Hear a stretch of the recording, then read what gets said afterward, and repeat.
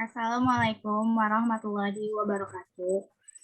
Yang terhormat Bapak Sandi selaku dosen pengampu pengantar manajemen, kami dari kelompok 5 ingin mempresentasikan mengenai chapter 5 yaitu tanggung jawab perusahaan. Perkenalkan, nama saya Nazila Alfi Ramadhani dengan NIM 17134222011. Perkenalkan, nama saya Fadil Mumtaz dengan NIM 17 13 422 026.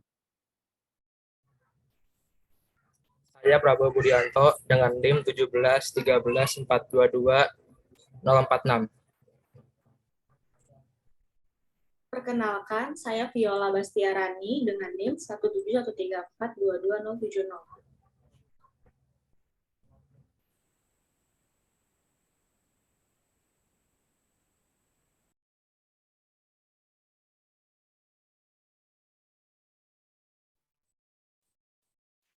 Pembahasan yang pertama yaitu pembukaan, yang kedua malpraktik perusahaan, yang ketiga tanggung jawab perusahaan, yang keempat perspektif tanggung jawab individu, yang kelima perspektif tanggung jawab perusahaan, yang keenam keputusan yang etis untuk membuat sebuah model, yang ketujuh pemangku kepentingan dan tanggung jawab perusahaan, yang kedelapan tanggung jawab dan strategi perusahaan, yang kesembilan mengelola tanggung jawab perusahaan, yang ke-10 mengintegrasikan tema.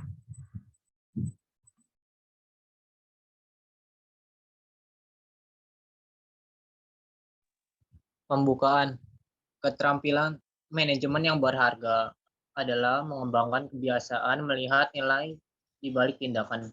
Ini dapat membantu membangun kepercayaan dan otoritas karena nilai yang jelas memberikan lebih banyak konsistensi pada perilaku organisasi. Bab ini membantu mengembangkan keterampilan manajemen.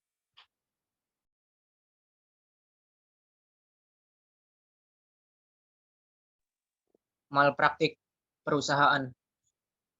Isu-isu kontroversial malpraktik muncul ketika yang pertama, organisasi memberikan penghargaan yang besar kepada staf senior. Yang kedua, bank menjual asuransi pelanggan yang tidak perlu. Ketiga, pengecer mengambil barang dari pabrik yang kurang memperhatikan keselamatan kerja. Aktivitas ini mengikis kepercayaan dan merusak reputasi yang dapat menyebabkan investor, calon karyawan, dan pelanggan menarik dukungan.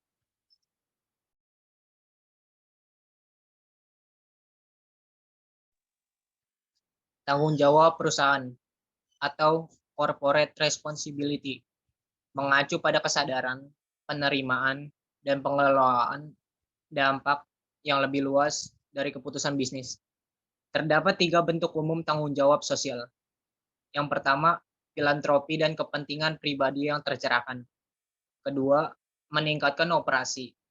3, menciptakan nilai bersama.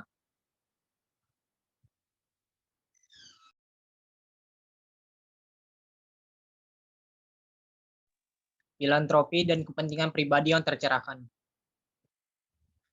Apa itu filantropi?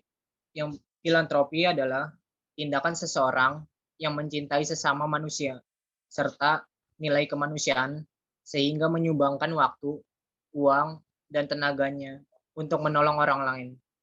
Kepentingan pribadi yang tercerahkan adalah filosofi dalam etika yang menyatakan bahwa orang yang bertindak untuk memajukan kepentingan orang lain atau kepentingan kelompok atau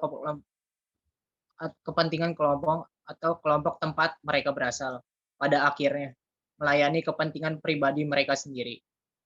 Seringkali sulit untuk membedakan antara kedua praktik ini. Ada tradisi panjang filantropi individu ketika orang-orang yang telah menghasilkan uang dalam bisnis memberikan sebagian dari kekayaan mereka untuk amal. Yang kedua, meningkatkan operasi. Kegiatan bisnis ini memiliki misi menerapkan proses bisnis untuk mengurangi pemborosan, meningkatkan efisiensi, dan kondisi kerja bagi karyawan. Hal ini dapat menguntungkan bisnis dan juga menguntungkan masyarakat. Yang ketiga, menciptakan nilai bersama. Mengacu pada situasi di mana bisnis dan masyarakat bekerja sama untuk menyelaraskan bagian dari sistem operasi bisnis untuk menciptakan nilai bersama yang menguntungkan keduanya. Selanjutnya, ada perspektif tanggung jawab individu. Apa itu etika? Etika mengacu pada tindakan manusia dengan menetapkan standar yang dapat diterima oleh masyarakat. Terdapat tiga macam tindakan manusia. Yang pertama, standar hukum. Tindakan yang diatur dalam perundang-undangan. Contohnya saja, pencurian. Pencurian akan mendapatkan pengadilan hukum. Yang kedua, ada standar sosial. Tindakan yang terdapat di masyarakat dan dapat diterima oleh masyarakat. Contohnya saja, menghormati orang yang lebih tua. Yang ketiga, standar bebas memilih. Tindakan yang ditetapkan oleh diri sendiri sebagai pemimpin dalam mengambil keputusan. Contohnya, standar dalam memilih pasangan hidup. Selanjutnya, terdapat prinsip moral. Prinsip moral adalah aturan yang dikembangkan masyarakat dan yang secara umum diterima oleh masyarakat. Seperti bahwa orang tidak mencuri, menipu, atau sengaja melukai satu sama lain. Yang kedua ada utilitarianisme, yaitu keseimbangan total dalam masyarakat. Suatu tindakan dikatakan benar jika itu membawa kesenangan bagi lebih banyak orang daripada yang menyakitkan. Contohnya saja, kita memberi bantuan sosial kepada orang lain. Bantuan sosial itu akan menyenangkan bagi orang lain. Yang ketiga, ada hak asasi manusia. Hak dasar yang dimiliki oleh manusia sejak lahir sebagai anugerah Tuhan, seperti hak kebebasan berpendapat dan perlakuan adil. Yang keempat, ada individualisme. Tindakan individual berpengaruh untuk kepentingan diri sendiri. Contohnya, tindakan ini yaitu sikap egois. Selanjutnya, ada perspektif tanggung jawab perusahaan. Terdapat 4 perspektif tanggung jawab perusahaan. Yang pertama, ada tanggung jawab ekonomi. Dalam mengelola perusahaan, perusahaan bertanggung jawab menghasilkan laba, di mana laba tersebut sebagian akan dibagikan kepada para pemegang saham dalam bentuk dividen. Yang kedua, ada tanggung jawab hukum. Perusahaan juga harus tetap mematuhi peraturan perundang-undangan yang sudah berlaku sebagai tanggung jawab untuk perusahaan. Contohnya, ketika perusahaan Starbucks mengakui membayar pajak sesuai dengan hukum yang berlaku. Yang ketiga, tanggung jawab etika. Perusahaan bergantung kepada masyarakat karena membutuhkan karyawan. Oleh sebab itu, perusahaan bertanggung jawab memberikan citra positif dan nilai yang lebih bagi perusahaan. Contohnya, tidak membuang limbah sembarangan. Yang keempat, ada tanggung jawab direksi. Tanggung jawab ini sifatnya sukarela, seperti mensponsori acara lokal atau berkontribusi dalam acara amal.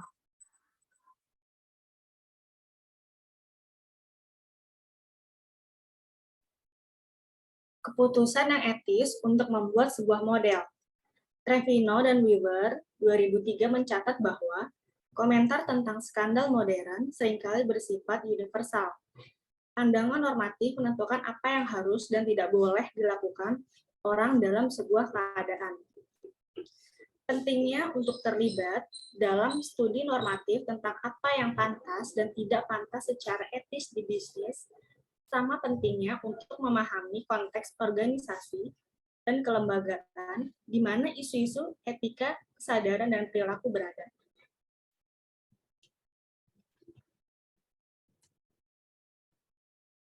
Faktor pengambilan keputusan etis, yaitu ada 2. Yang pertama ada faktor individu, meliputi tahap perkembangan moral. Bagaimana seseorang membedakan yang benar dan salah? Jika semakin tinggi, maka semakin besar kemungkinan orang tersebut akan bertindak secara etis.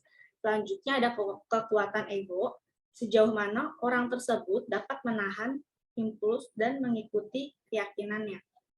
Selanjutnya ada locus of control, sejauh mana orang tersebut percaya bahwa mereka mengendalikan hidup mereka, semakin besar kemungkinan mereka akan bertindak secara etis. Yang kedua ada faktor konstekstual, meliputi norma kelompok kerja, keyakinan dalam kelompok kerja tentang perilaku yang benar dan salah. Selanjutnya ada insentif, kebijakan manajemen tentang penghargaan dan disiplin. Selanjutnya ada aturan dan regulasi, yaitu kebijakan manajemen tentang perilaku yang dapat diterima.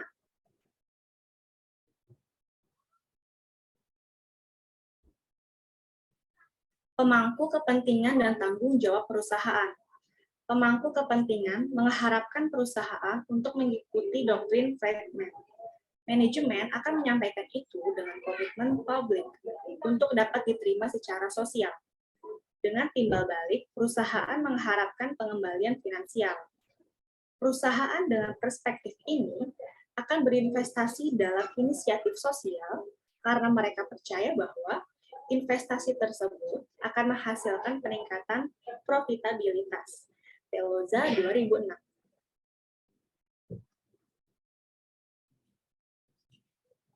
Pemangku kepentingan terhadap corporate responsibility atau CR. Yang pertama ada pemangku kepentingan, yaitu kemungkinan kepentingan terhadap tanggung jawab perusahaan. Yang kedua ada pemegang saham, yaitu investor yang berpusat pada keuangan. Yang ketiga ada manajer, yaitu reputasi positif untuk bertindak secara bertanggung jawab dan berkelanjutan. Yang keempat ada manajer, ada karyawan, yaitu kerjaan yang bermanfaat, keadilan dalam promosi, keamanan, dan upah.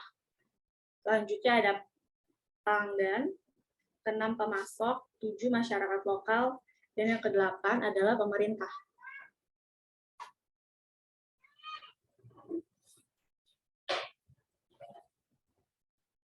Tanggung jawab dan strategi perusahaan. Ide tentang tanggung jawab dan strategi perusahaan, Vogel 2005 meneliti klaim terhadap gagasan bahwa perusahaan harus bertindak secara bertanggung jawab dengan analisis kekuatan yang mendorong CR. Disimpulkan bahwa manajer yang merupakan pendukung utama CR, yaitu Unilever, contohnya, dimotivasi oleh komitmen terhadap tujuan sosial. Tidak perlu secara langsung meningkatkan nilai pemegang saham, tetapi pada akhirnya tindakan yang bertanggung jawab dimungkinkan dan dibatasi oleh kekuatan pasar.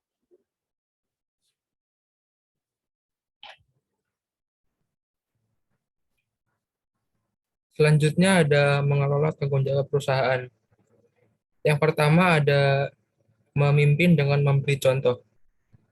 Manajer senior bertugas mengatur jalannya sebuah organisasi. Jika orang lain percaya bahwa mereka bertindak dengan prinsip, maka kredibilitas mereka akan meningkat dan orang lain akan mengikutinya.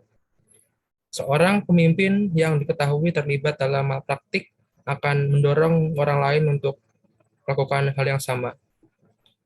Yang kedua ada kode praktik. Kode praktik adalah pernyataan formal tentang nilai-nilai perusahaan yang menetapkan prinsip-prinsip umum tentang hal-hal seperti kualitas, karyawan, dan lingkungan. Juga untuk menetapkan prosedur seperti konflik, kepentingan, atau penerimaan hadiah.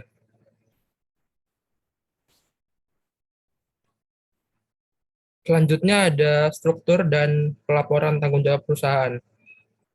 Ini adalah sistem peran formal yang diciptakan perusahaan untuk mendukung perilaku yang bertanggung jawab. Tantangan yang dihadapi semua praktik tersebut adalah seberapa kuat mereka melawan oportunisme pribadi ketika individu mengejar keuntungan individu jangka pendek, namun mengabaikan pertimbangan prinsip dan keuntungan jangka panjang. Jika tidak dicegah, ini akan menyebar dan rusak bisnis. Pelajaran terpenting dari kisah malpraktik perusahaan adalah bahwa sukses finansial tanpa landasan etis mengarah pada bencana. Untuk menghindari itu, tata kelolanya membutuhkan perhatian tanpa henti oleh direktur mereka terhadap disiplin etika pribadi dan pada eksekutif yang bertanggung jawab.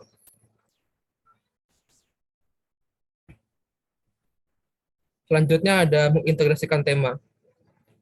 Yang pertama ada kewirausahaan. Bisnis baru pasti mempunyai sedikit pengalaman, sedikit sistem, dan sedikit uang. bertindak secara bertanggung jawab dapat memberikan nilai tambah bagi perusahaan. Wang dan Bansal menyarankan bahwa bisnis kewirausahaan dapat mengimbangi kerugian jika manajemen puncak mempunyai orientasi jangka panjang. Mereka mengusulkan bahwa memiliki pandangan itu akan membantu usaha baru untuk menghindari jebakan fokus pada bisnis langsung, tapi untuk mengelola jangka panjang, bahkan jika membutuhkan biaya lebih pada awalnya. Yang kedua ada keberlanjutan. Tahun 2011, Porter dan Kramer menulis bahwa bisnis secara luas dianggap sebagai penyebab sebagian besar masalah sosial dan lingkungan. Dan ini mulai mengancam legitimasi mereka di mata banyak orang. Sebagian dari masalahnya adalah bahwa banyak manajer masih melihat peran bisnis sebagai menciptakan bentuk nilai yang didefinisikan secara sangat sempit, yaitu kinerja keuangan jangka pendek.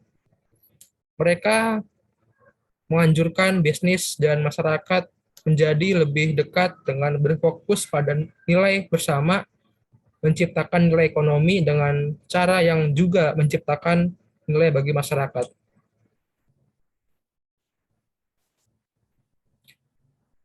Yang terakhir ada penginternasionalan.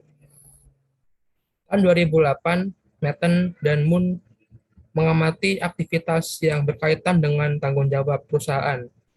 Mereka menjelaskan perbedaan ini dengan menggunakan model perbedaan Whitley tahun 1999 dalam sistem bisnis nasional. Ini menunjukkan bagaimana pasar diatur dan bagaimana perusahaan diatur.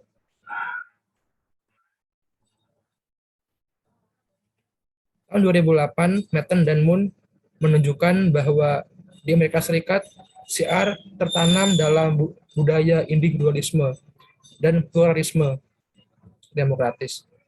Perusahaan memiliki lebih banyak keleluasaan dan seringkali intensif untuk terlibat secara publik dalam CR. Di Eropa, CR tertanam dalam proses hubungan industrial, hukum perburuan, dan pemerintahan. Lembaga di Eropa memiliki pendekatan yang lebih terkoordinasi terhadap pemerintahan, ekonomi, dan sosial melalui kemitraan aktor perwakilan yang dipimpin oleh pemerintah.